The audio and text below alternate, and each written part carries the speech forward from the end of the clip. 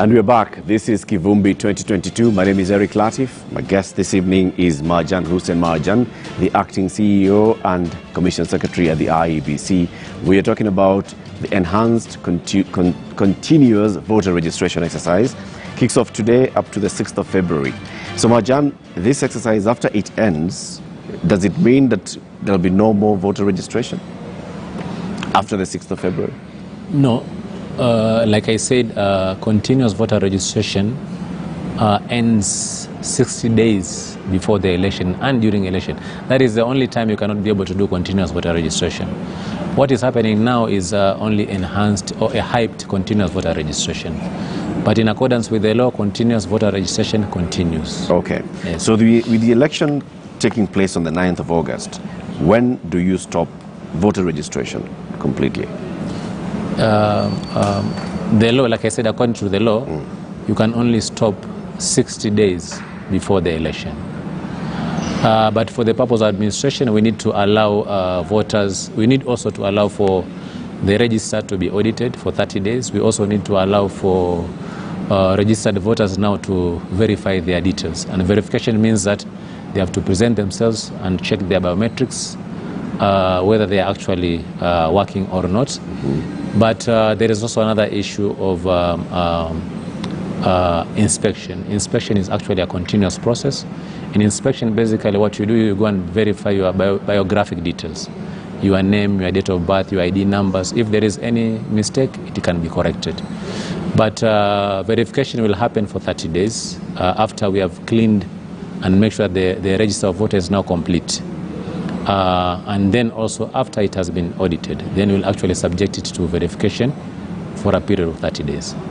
So 30 days prior to the 60 days set by the law for you to stop all activity on voter register, on the voter register. Yes, yes. So 90 days then prior to the 60 days, 90 days prior to the election is when you open this up for people to go and inspect everything about the register. To verify. To verify. Yes. Do you also allow other stakeholders to come and have a look at the register? Because I know in the last elections we've seen civil society organizations coming to say we'd like to also just go through the register, all of us, even political players, to say we'd like to have access to this register before we go into an election. The reason why we give the register to the registered voters to check, the purpose is basically to verify their details so that during the election they can be identified. The challenge has been is that we give this opportunity to voters, but they don't go. Then when they go during election, they have a challenge. Maybe their details are not correct. They cannot be identified with KIMS kit. And that is why we offer this opportunity. And therefore, the process is for the registered voters. However, we allow observers to come and observe how the process is.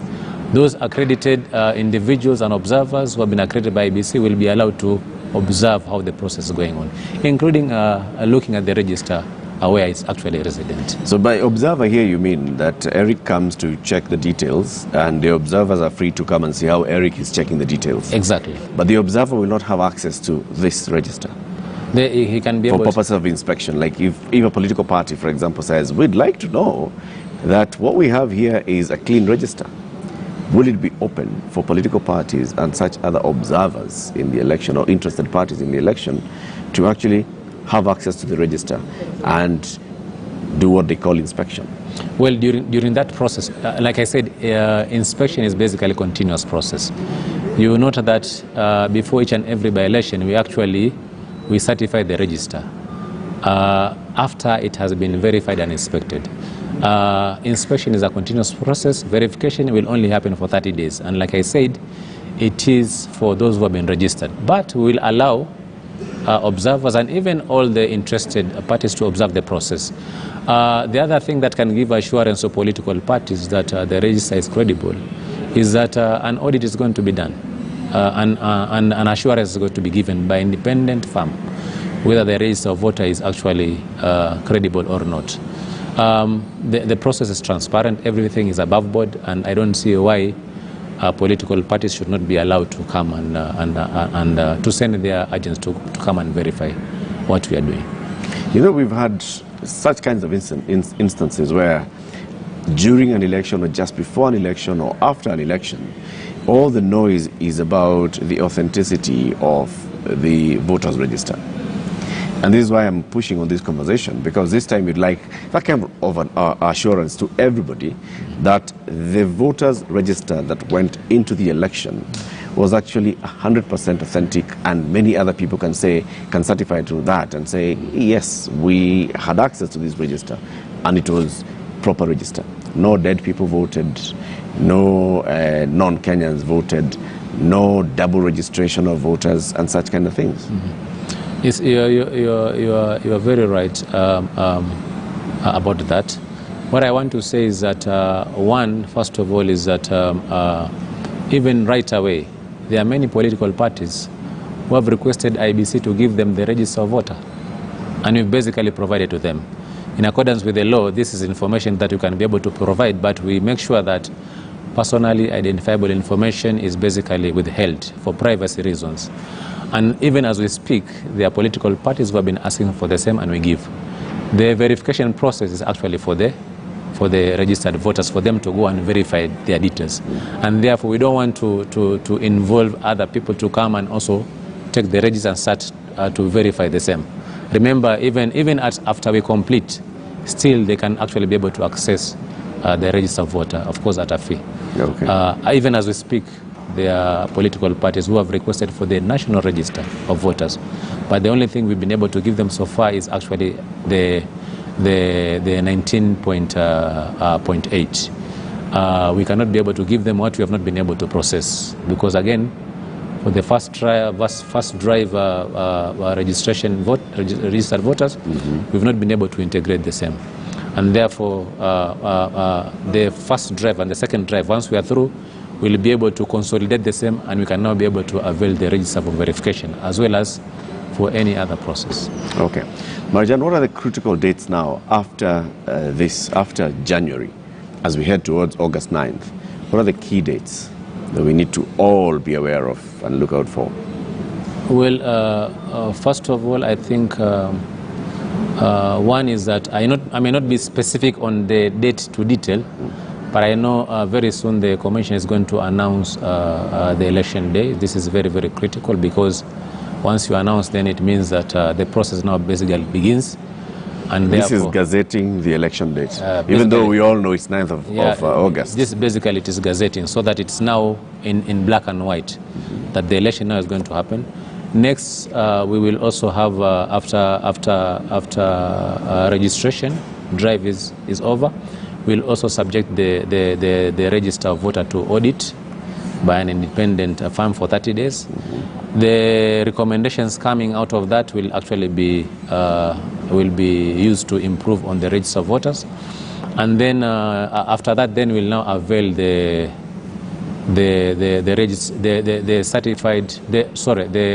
audited register of voter. Will avail it to the voters for them to verify their details. Okay. And then probably after that, maybe sometimes in May, we are going to see also the issue of nominations.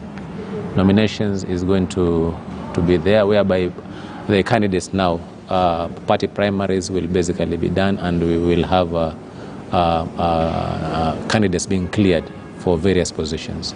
So the various dates now, when it comes to the nomination process and the party primaries, there are dates that you've set aside for. By this time, we need to have the presidential candidates. By this time, the gubernatorial, the senatorial, MP, National Assembly, County Assembly. Now, are there regulations that govern this entire process? Yes, there are regulations that basically governs that, and that is the Election Act, and the Election Act and the attendance regulation basically governs the process. For presidential election, as you are aware, for presidential candidates, it's going to be done by the Commission, which is basically going to be chaired by the Mr. Afula Chebukati. For the other position, it's going to be done by our, like for example, for governors and senators, it's going to be done by the county returning officers. And for MPs and MCs, it's going to be done by our by our constituency elections or the returning officers of the election.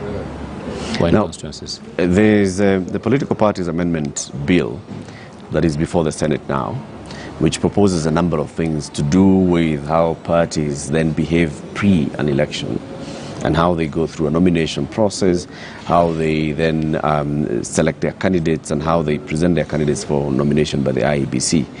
Is that likely to affect any of your operations, depending on the outcome? Let's say there's a positive outcome at the Senate in terms of the bill actually sailing through the Senate like it did in the National Assembly and then receiving presidential assent.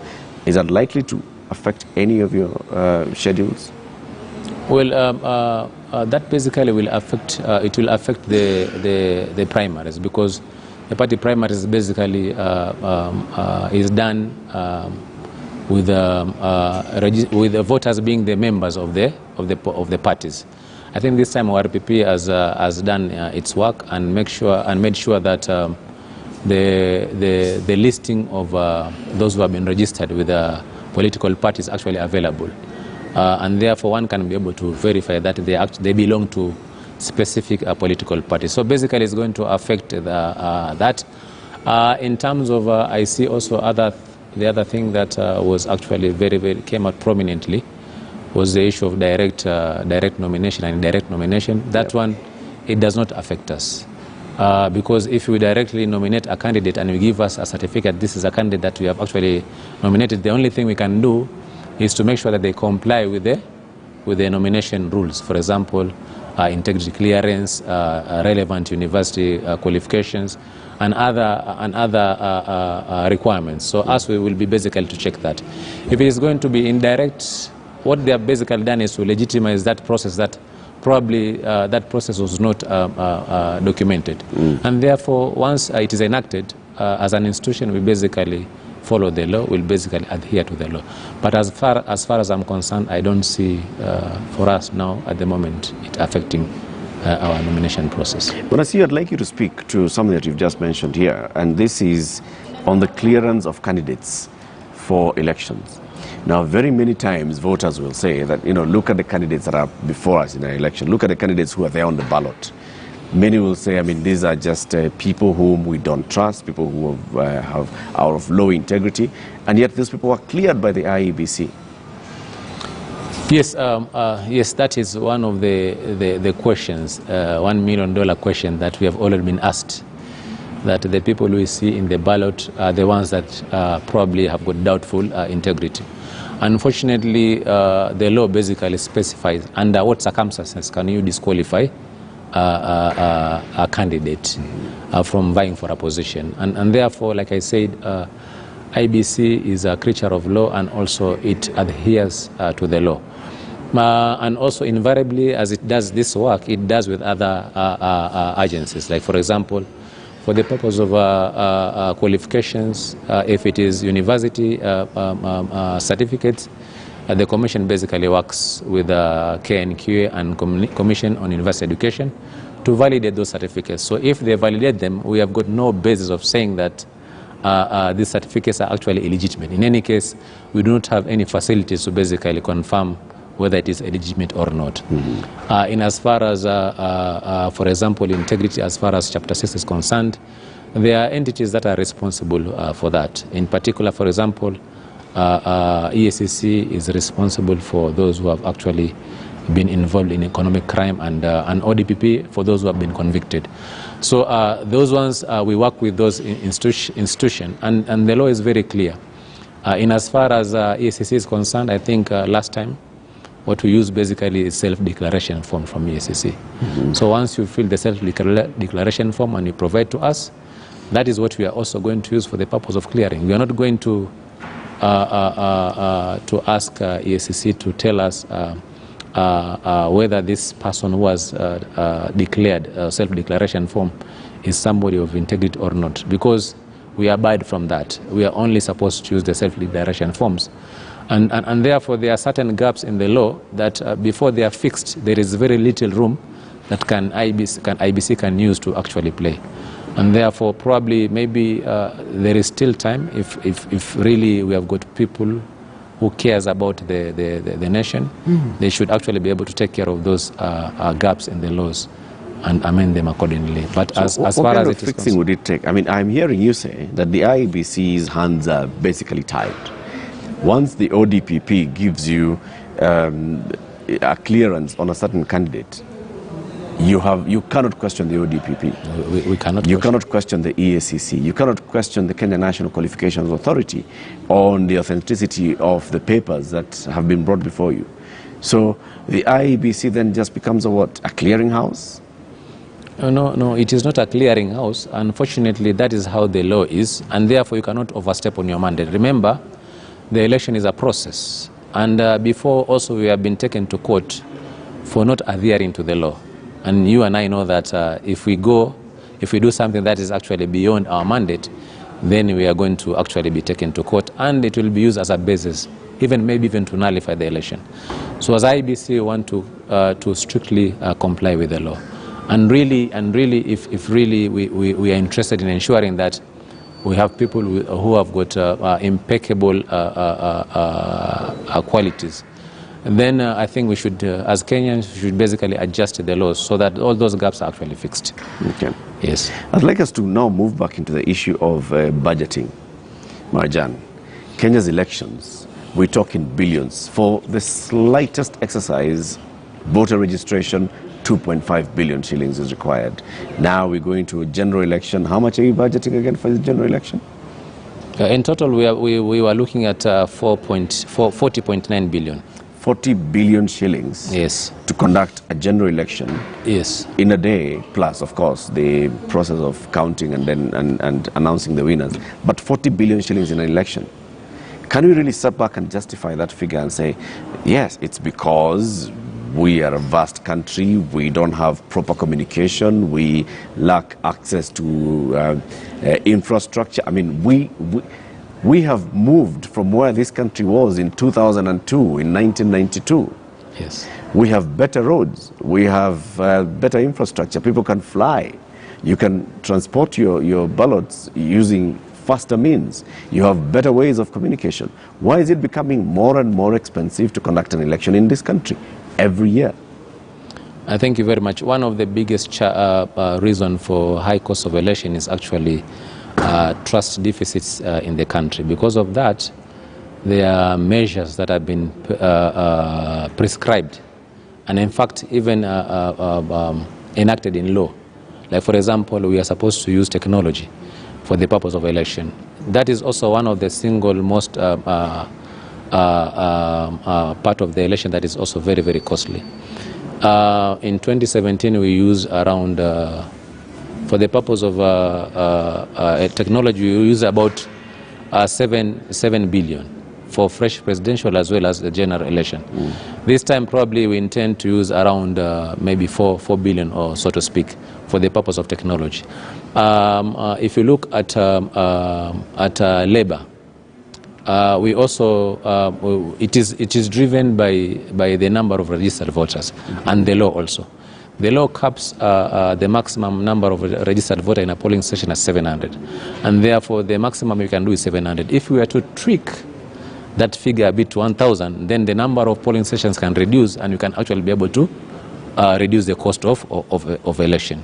So okay, so the cost in a polling station is what? Because we have the clerks, yes, and the presiding officer and deputy presiding officer, and the security officers who are basically there. But security officers are in the school. One school has several polling stations. No, in each and every polling station, we have got 2 police officers manning the same. And in tallying centers, we have got around 20 security officers in each and every tallying center. Remember, we have got 290 tallying center plus 45 tallying center plus 1 tallying center at national level. And therefore, in all these areas, except for National Tallying Center, where we have a lot of security for good reasons. In other areas, in the tallying center, we've got roughly 20 officers per tallying center. And in each and every polling station, we've got 2 police officers. So if you do your total, your maths, you will actually find that we are using a lot of money in terms of wage bill. In wage bill alone, we spend around 6 to 7 billion. Whereas in other countries, when you say the cost of election is low, it's because also the part of labor is actually not there. Some jurisdiction, basically, people do on pro bono basis, that they don't want to be paid. They are just good Samaritans, good, they're good citizens. Yep. And they are ready to do this work for free. I think in Kenya, it cannot happen. Because again, also, you know, there's a challenge, a big challenge of unemployment. And therefore, they would want to be paid at least for the services they have rendered. So this money is not going to waste. So how can we cure this? Can we get to a point where we actually reduce this rising cost of holding an election in this country? What do we need to do? Yes, one, for example, even those countries that are developed, some of them are also using even paper-based. They are using for identification purposes. They are basically just using a register, as opposed to using technology. For example, if we are to go that way, then we can only be able to spend on the ballot papers. But even for ballot papers, our ballot paper has got a lot of security features, making it very, very expensive. Why? Because of mistrust. If we keep it simple, we can also be able to reduce drastically the cost of ballot paper. And also, if Kenyans agree that they are good patriots, then we should actually be seeing, we should have legislation probably maybe where actually will allow even Kenyans to come and work for us on pro bono basis, which I think is going to be a bit tricky as far as I'm concerned. But that is how other countries have been able to actually lower down the cost of elections. Yeah. Marjan Hussein Marjan, Acting CEO, IEBC, and also the Commission Secretary. Thank you very much for joining us, and thank you for all the insights. So basically what he's saying is, if we want to see cheaper elections, let's work on our trust issues. We've got serious trust issues here with our elections. Thank you very much for keeping it locked on Kivumbi 2022. Marjan Hussein Marjan has been the guest this evening. Shortly we'll have the news, and then thereafter we'll have more conversations about the enhanced continuous voter registration exercise. I'm Eric Latif.